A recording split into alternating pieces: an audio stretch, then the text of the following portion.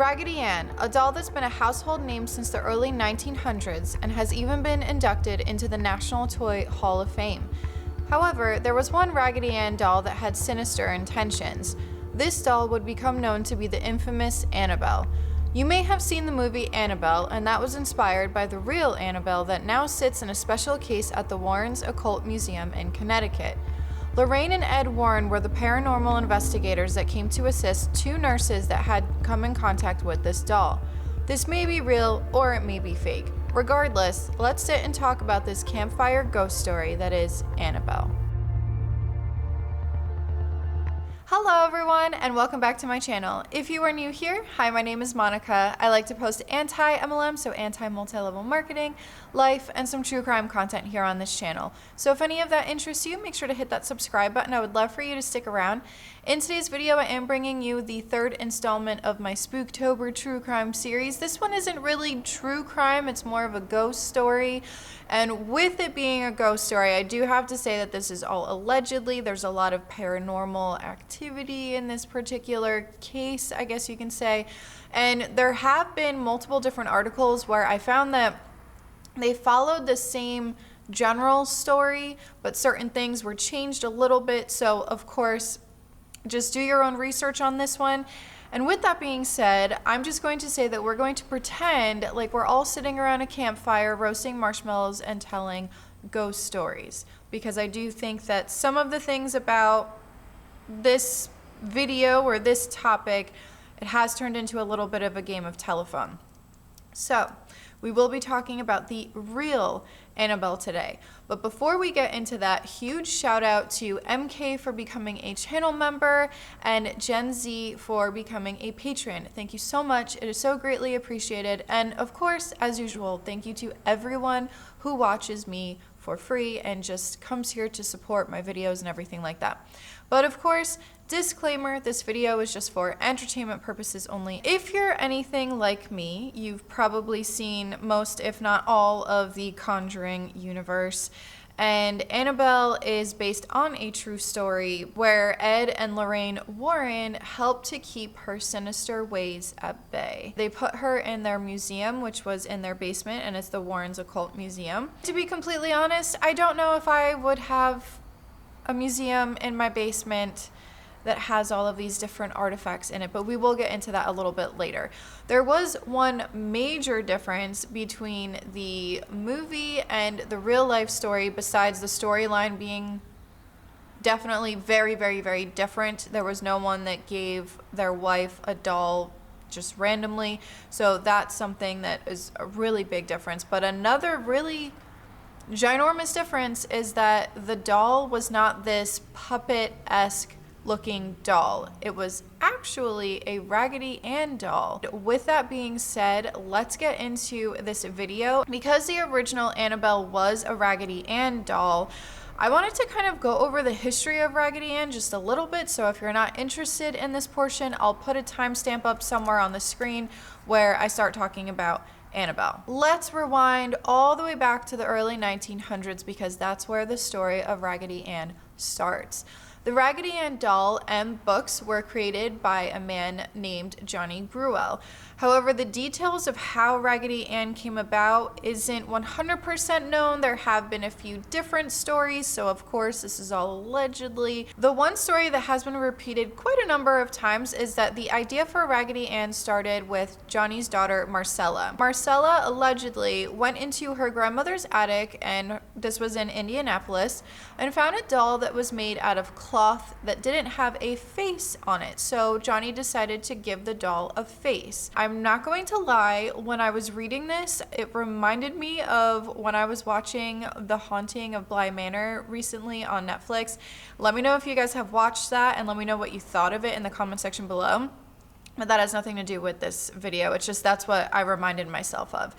It was also said that Marcella's grandmother may have sewn a button on the doll because it was missing an eye, and that this happened somewhere between 1900 and 1914.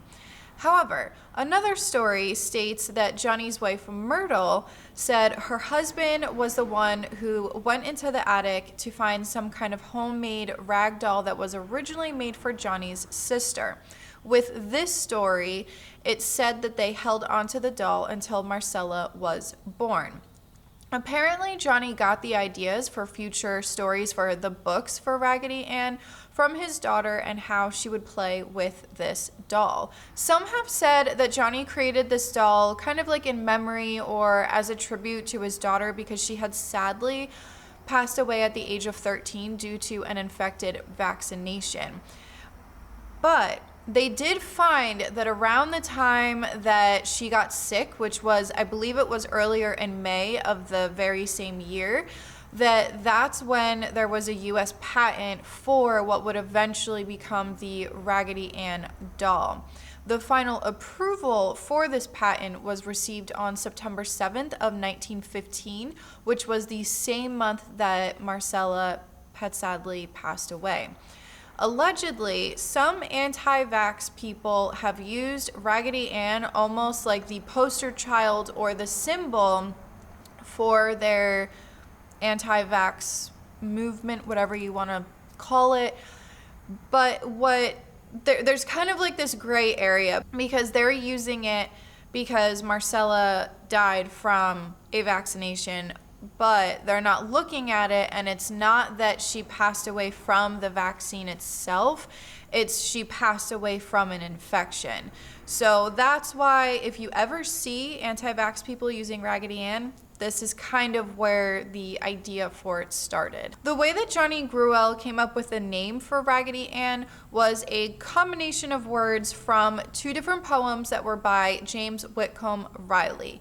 And the first one was The Raggedy Man, and the second one was Little Orphan Annie.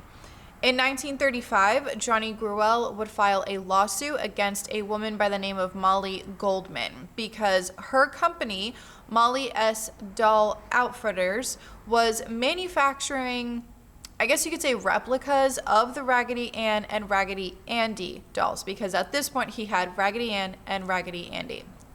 So of course they went through this lawsuit. They went back and forth because Molly's attorney was arguing that Johnny did not apply for a new patent and that his patent had expired in 1929. Molly had gotten a patent for these dolls on May 7th of 1935. However, in 1937, Johnny finally won the lawsuit on appeal. Then later, on December 23rd of 1937, this is when it was said that Molly and her business could no longer manufacture these dolls. They had to just stop all production, that Johnny had the patent back. In 1938, after Johnny had passed away, his wife Myrtle continued to handle the business of Raggedy Ann and Raggedy Andy. Towards the end of the 1940s, Raggedy Ann had reported selling more than 7 million copies. And throughout the years, besides becoming collector's items, other items such as comic books, audio recordings, films, TV, movies, shows, theater productions, all of those continued the Raggedy Ann legacy.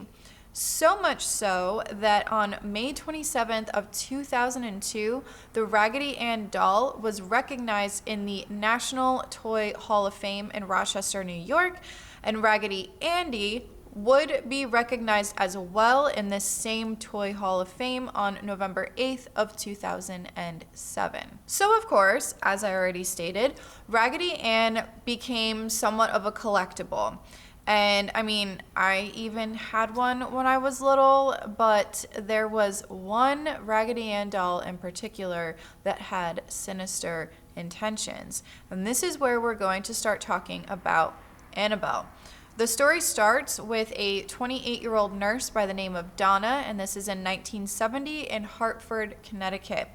Allegedly, she always had a love for dolls. Her mother gave her one for her birthday. I mean, I can't really judge her for this because I'm 33, and if someone were to give me some kind of vintage Barbie doll or something like that, I would be so appreciative of that. And the reason why I bring that up is because I have seen some people say, why would a mom give her 28-year-old a doll for her birthday? I mean, aren't we a little too old for that? But you have to remember that either one, Maybe she was collecting dolls too. Maybe it held some kind of sentimental value for her. And that's just something to keep in mind before we're so quick to judge that, oh, she's a little too old for dolls. Anyway, back to the story. Donna got this doll from her mom on her birthday as a birthday present. And at first there was nothing happening with the doll. It was just another Raggedy Ann doll that she would leave in the apartment. It was said that she would talk to the doll sometimes. At one point there was this one time where Donna had put the Raggedy Ann doll at the kitchen table, and apparently her arm started to levitate. So of course that's a little creepy, and I mean, I would be a little worried myself if I saw that. And at the time, Donna had a roommate by the name of Angie, who was also a nurse. So they were two nurses and they were still in school.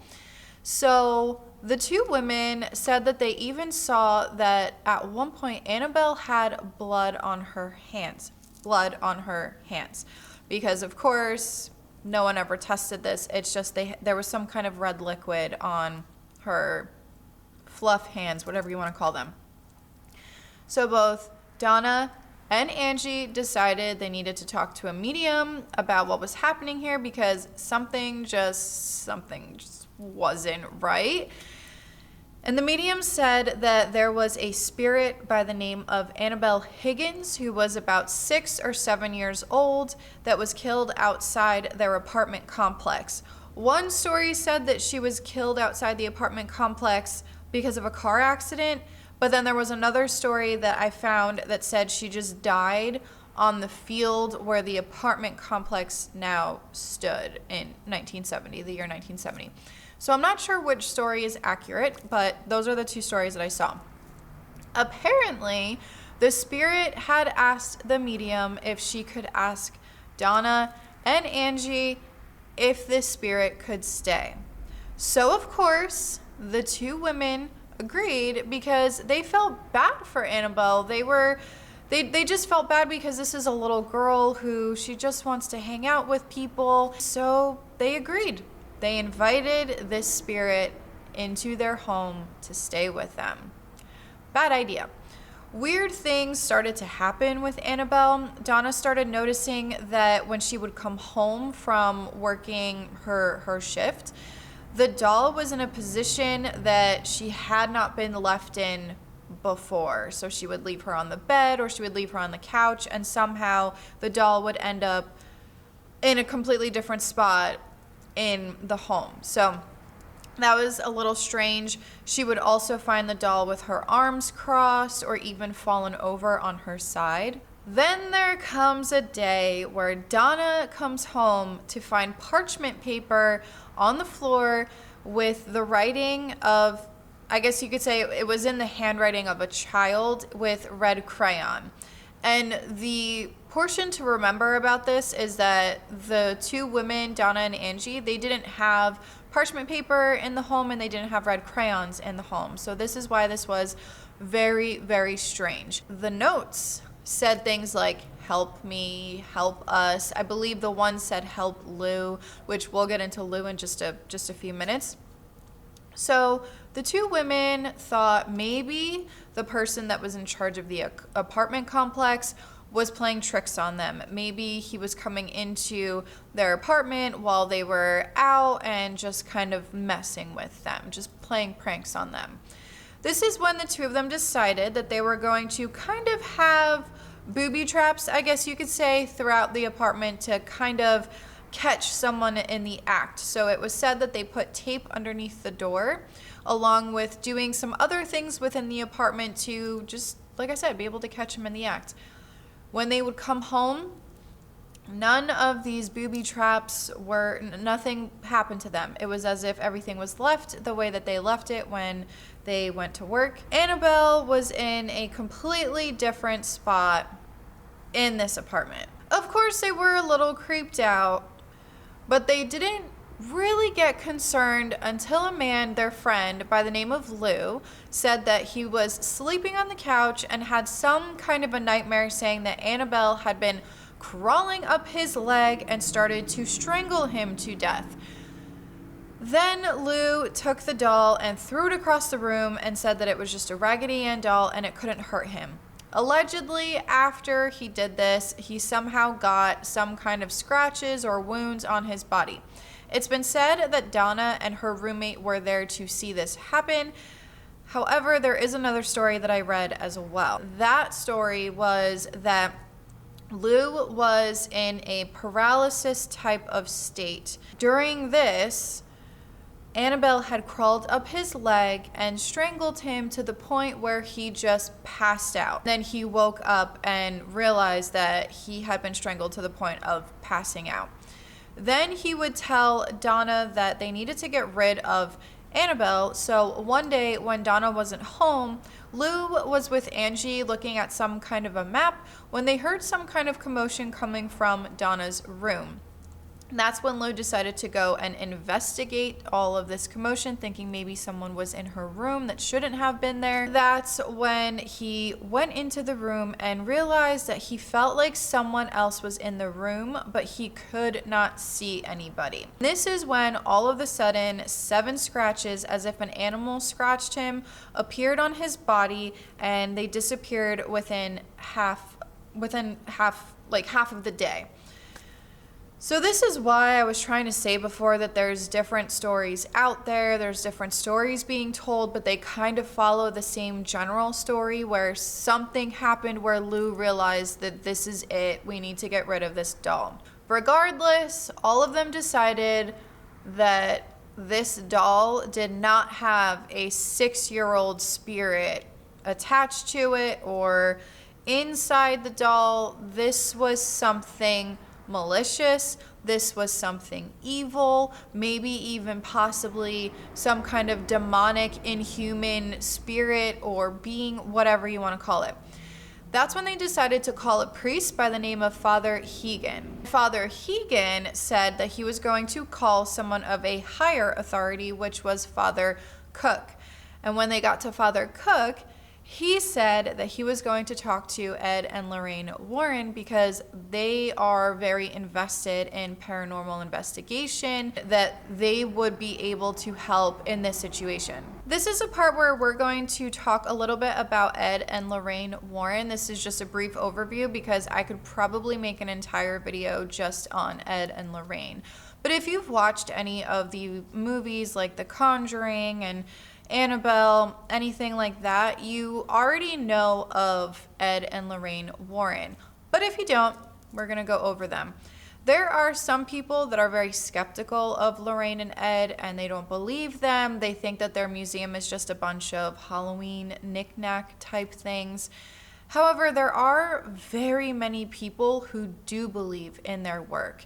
Ed Warren was born on September 7th of 1926 and has since passed away on August 23rd of 2006, while Lorraine was born on January 31st of 1927 and also has sadly passed as of April 18th, 2019. It's been said that Lorraine was somewhat of a medium since she was young, while Ed was a self-taught demonologist.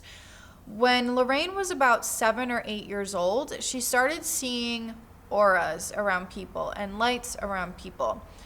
She was afraid to tell people about this, so she would pray about it because she didn't want to be different from other people. She wanted to be just like everybody else. And this is the part where I'm going to say that she was involved with Roman Catholic Catholicism, so that was the religion that she believed in. Of course, anyone who is Roman Catholic, you know how strict that religion can be. That's how I was brought up. So any kind of talk of spirits or anything like that was just not something that, I mean, I don't know if it's the same for everybody, but that's just not the thing that was talked about in my church or anything like that. So just wanted to throw that out there. Lorraine met Ed when she was about 16 years old, and he didn't know about her special gift. I would consider this a special gift because not everyone, I mean, it could also be a curse depending on if you're dealing with malicious spirits and stuff, it can be a curse, but I do think it can be a gift at the same time. He would later find out about Lorraine's gift. That is because Ed would talk about how he grew up in a house that he believed to have been haunted. The two of them were literally the perfect match for each other. In 1952, Ed and Lorraine founded the New England Society for Psychic Research. This is allegedly the oldest paranormal investigative group in New England. Both of them have written plenty of books about their investigations, about their experiences, along with having a lot of lectures where they would go and speak to people about their different cases, about their different investigations, and have claimed to have had 10,000 cases during their careers. But to make it even more impressive, the Warrens have done these investigations not just throughout the US, but they even went overseas to places like Japan, England, Scotland, France, and Australia. So they're not just known within the United States, they're known all over the world. The two of them would not charge for anything except for their travel expenses. So the investigation was done for free. They didn't charge whoever's house or wherever they were going to help with whatever haunting the person had. That was done for free. They just wanted them to pay for their travel expenses. They have investigated many well-known hauntings such as the Amityville house, Annabelle, the demon murder, the Smurl family, Union Cemetery, and the haunting in Connecticut. NESPR, which was their Society for the Psychic Research, they had a variety of different people on their team, anywhere from college students to authorities like police officers to medical doctors, along with priests and everything of that nature. However, as I said earlier, there were skeptics that investigated Ed and Lorraine's evidence and speculated that it was all just a sham, that it was made up, especially the Amityville and the Snedeker family hauntings.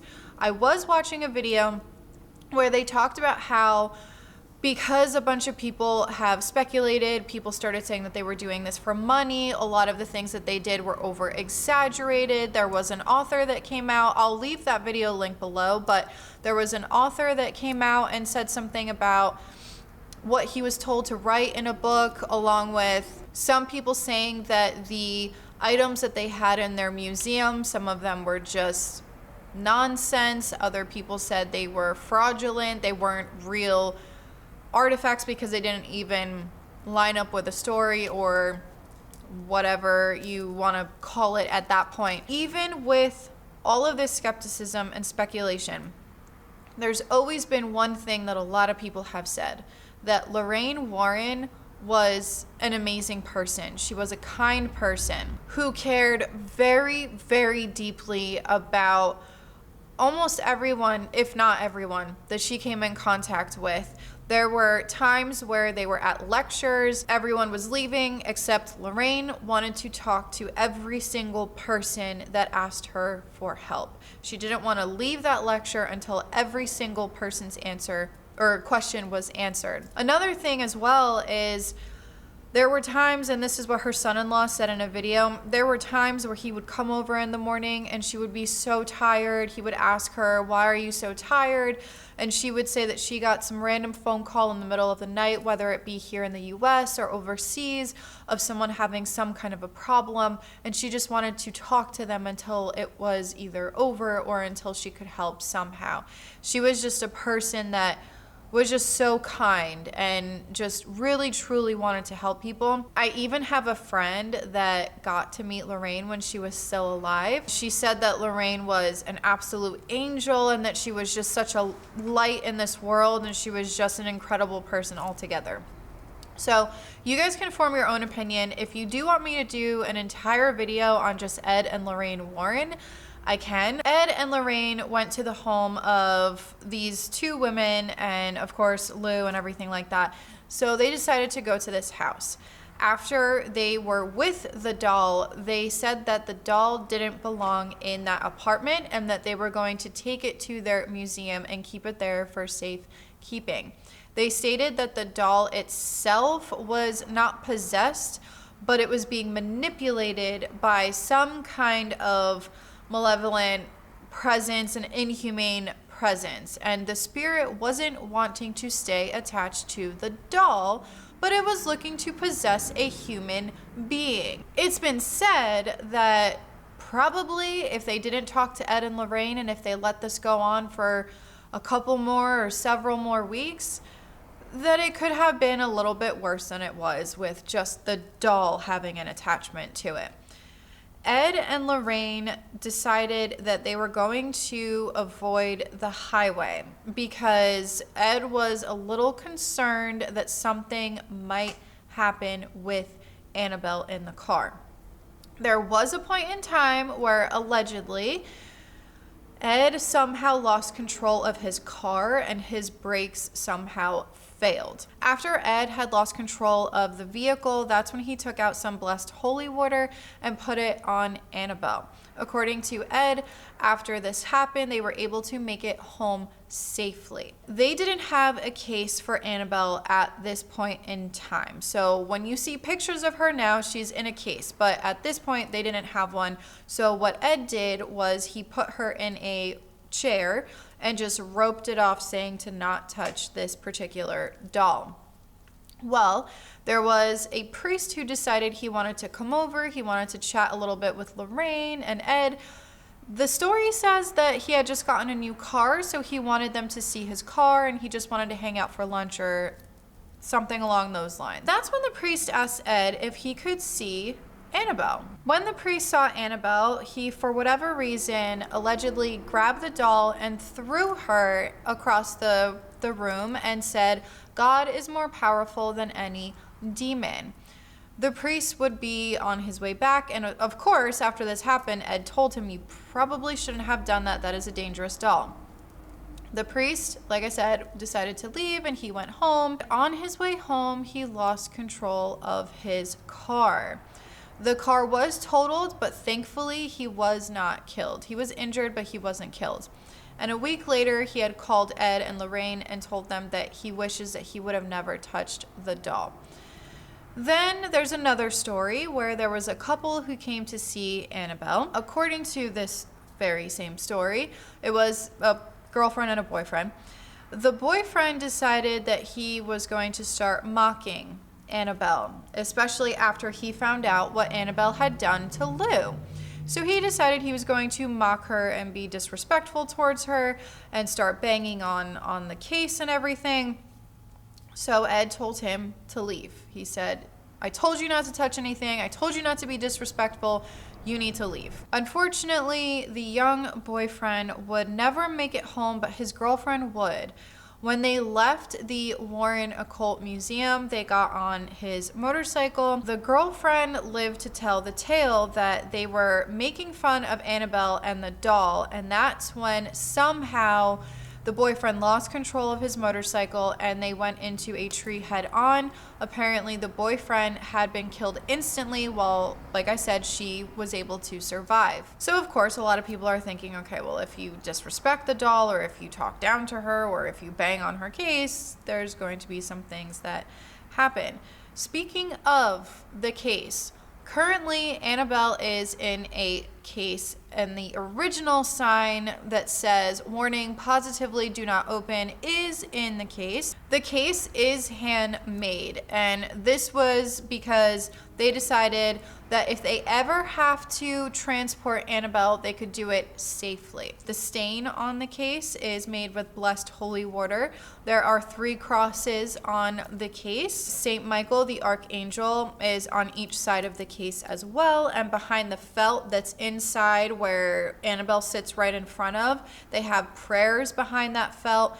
And they say that these are all precautions that they take in order to bind her to this case so she cannot do any more harm. They also said that they have a priest that comes and blesses the artifacts in the museum, along with, of course, Annabelle. There was a little bit of a rumor back in August of this year of 2020 saying that Annabelle had escaped the Warren Occult museum. So of course, a lot of people were freaking out about it. However, Tony Sparrow, which is Ed and Lorraine's son-in-law, did go onto their YouTube channel and let everybody know that Annabelle has not escaped. He even showed footage of her still in the museum. And what I found kind of funny was that he went on to say, don't worry, Annabelle is still here. She didn't fly first class somewhere. She didn't go visit her boyfriend or something like that. So I thought that it was a little funny that he kind of made it into a joke. But she didn't escape. She's still in the museum. Speaking of the museum, if you want to visit the Warren Occult Museum, which is located in Monroe, Connecticut, they do warn you ahead of time, and they bless you if you choose to be blessed. If you don't want to be blessed by the priest, let's say that you practice a different religion or something along those lines, if you choose not to be blessed, they won't do it, but they do recommend it prior to walking into the museum. It's also said that you need to be respectful when you enter the museum, along with walking in there with positive intentions, because you don't want to attract anything bad, along with disrespecting any possible spirits that could be in that room. That is the story of Annabelle, and I hope that you enjoyed this campfire ghost story type of a video, because after the last two I felt as though I needed to do something a little less heavy.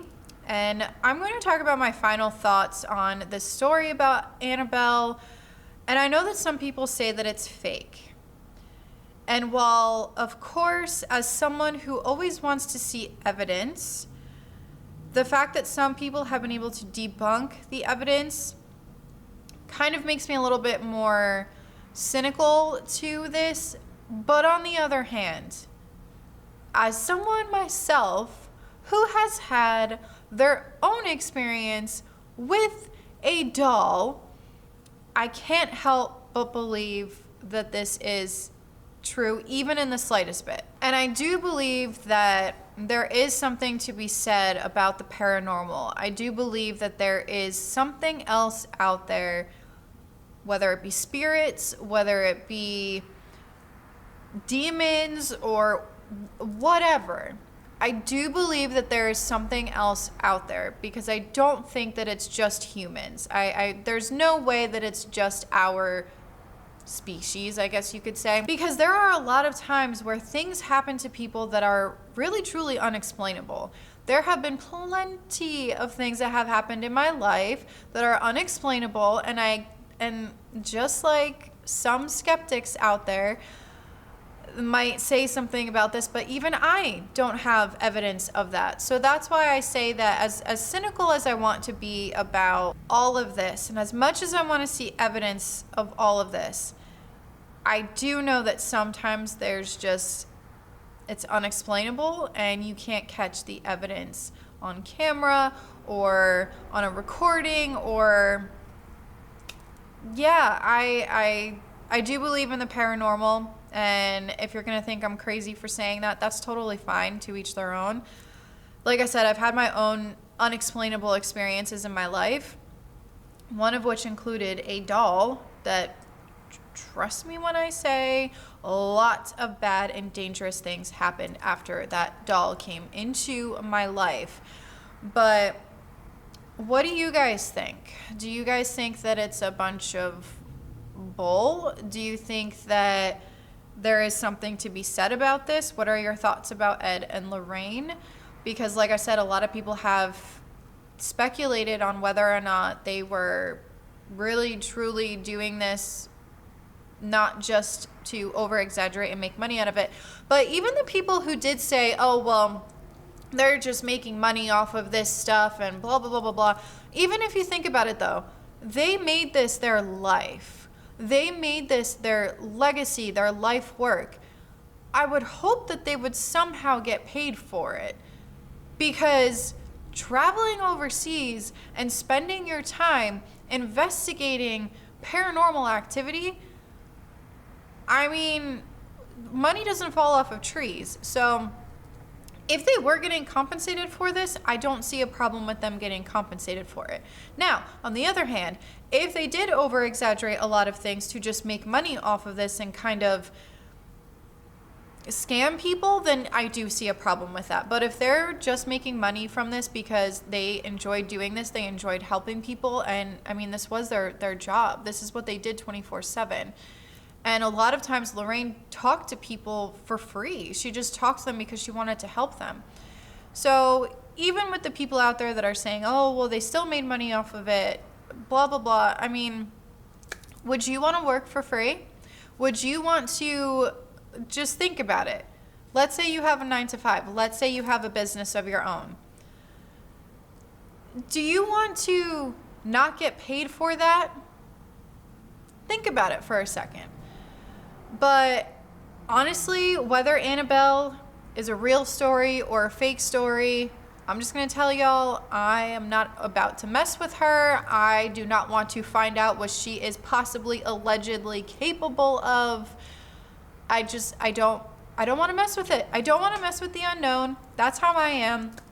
Growing up, I never used Ouija boards. I never did anything like that because, while yes, it's a child's or children's game or whatever you want to call it, I'm sorry, but I'm not going to give some kind of malicious spirit, possible malicious spirit, an invitation to come into my life. No thank you, no ma'am, not my thing.